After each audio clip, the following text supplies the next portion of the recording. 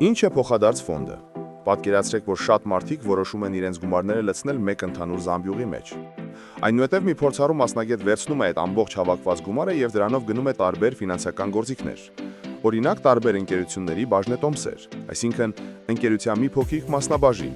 կամ պարտատոմսեր, որոնք նման են պարտքով գումար տալու։ Ահա այս ընդհանուր զամբյուղը հենց փոխադարձ ֆոնդն է։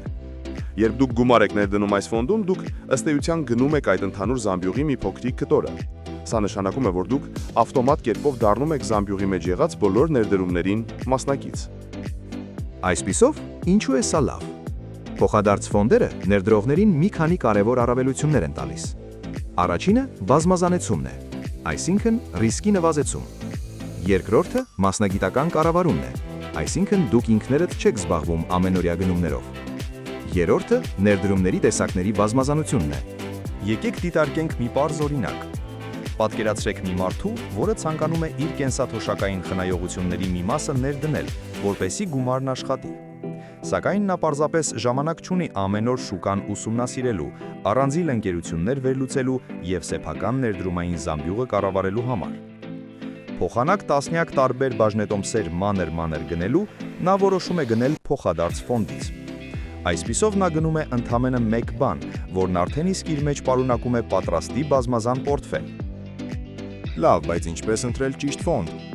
Ճիշտ տարբերակը գտնելու համար ներդրողն օգտագործում է համացանցը։ Նա որոնում է տարբեր ֆոնդեր, համեմատում է դրանց ցուցանիշներն ու գնահատականները։ Երբ գտնում է իրեն դուր եկած տարբերակը, նա պետք է ուշադիր ուսումնասիրի ֆոնդի պրոսպեկտը։ Սա պաշտոնական փաստաթուղթ է, որը մանրամասն նկարագրում է ֆոնդի մասին ամեն ինչ։ Օրինակ, որքան է սպասարկման վճարը, որքան է նվազագույն ներդրման չափը, ինչ ռիսկեր են առկա եւ որն է ֆոնդի նպատակը, ասենք արագ աճ թե կայուն եկամուտ։ Այս ամենն ուսումնասիրելուց հետո ներդրողը որոշում է, որ սա իրեն հարմար տարբերակ է եւ կատարում է պահանջվող նվազագույն ներդրումը։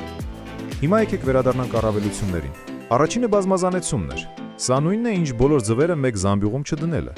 Երբ ներդրողը գնում է ֆոնդից, նա դառնում է այդ զամբյուղին մեջ մտնող բոլոր ընկերությունների շահույթների եւ իհարկե նաեւ վնասների մասնակիցը։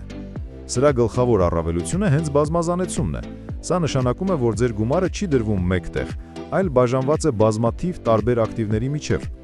Օրինակ, եթե այդ զամբյուղի մեջ 100 տարբեր ընկերություն կա եւ դրանցից մեկը սնանկանա, դա մեծ հարված չի լինի ձեր ընդհանուր ներդրմանը։ Երկրորդ առավելությունը մասնագիտական կառավարումն է, բայց այն ունի իր թերությունները։ Տեսեք, ֆոնդը կառավարում են մասնագետներ։ Այս ֆոնդի կառավարիչների աշխատանքն է ամեն օր վերլուծել շուկան, որոշել ինչ գնել եւ ինչ վաճառել, որպեսզի ներդրողների համար առավելագույն շահույթ ապահովեն։ Սակայն ուշադրություն,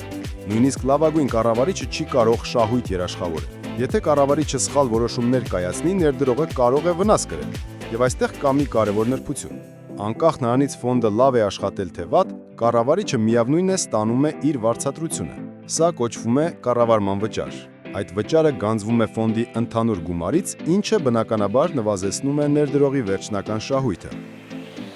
Իսկ ինչպես է ներդրողը գումար աշխատում։ Գումար աշխատելու երկու հիմնական ճանապարհ կա։ Առաջինը արժեքի աճն է։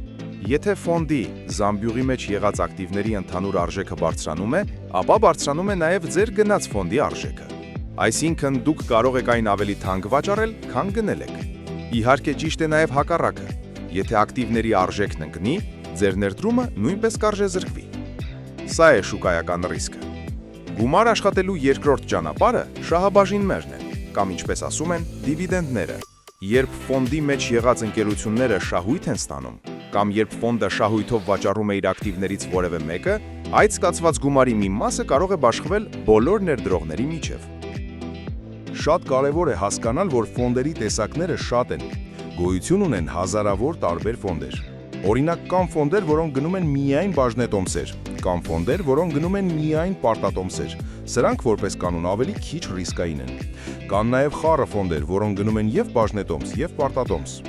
Որոշ ֆոնդեր կենտրոնանում են կոնկրետ ոլորտի վրա, օրինակ, միայն տեխնոլոգիական ընկերությունների, կամ կոնկրետ երկրի վրա։ Կան նաև ավելի ռիսկային ֆոնդեր, որոնք փնտրում են արագ աճող ընկերություններ, եւ կան ավելի պահպանողական ֆոնդեր, որոնք ներդրում են կատարում կայուն, արդեն հաստատված ընկերություններում։ Փոխադարձ ֆոնդերի եւ ներդրումների մասին սովորելու դեռ շատ բան կա, բայց սա ամենակարևոր հիմքն էր։